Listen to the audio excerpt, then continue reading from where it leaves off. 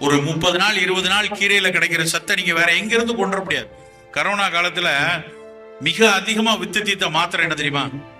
உங்களுக்கு தெரிஞ்சிருக்கும், சிங்கோவிட். நேற்று பேப்பர்ல வந்திருக்கு. நேற்று பேப்பர்ல உலகத்துல இருக்கக்கூடிய எல்லா, அதாவது இந்தியாவில் இருக்கக்கூடிய, இந்தியாவில் அதிகமா விற்கிற மாத்திரை வந்து டயபெட்டிக் மாத்திரை. அதை விட அதிகமா வித்திருக்கு சிங்கோவிட். டேட்டா போட்டிருக்கான். ஏன் தெரியுமா? பயம். எப்படியாவது இந்த ஜிங்க் சத்து, விட்டமின் சி சத்து, விட்டமின் டி எல்லாம் வேணுங்கிறாங்களே, அதை மாத்திரையா போட்டுருவோம் எல்லாரும் போட்டிருக்காங்க.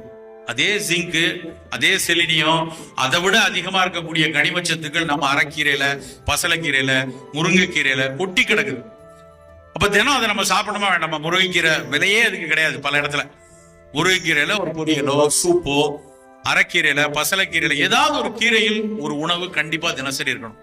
பழங்கள், அது மாதிரி பழங்கள் இல்லாமல் ஒரு நாள் கடக்க கூடாது. எவ்வளவு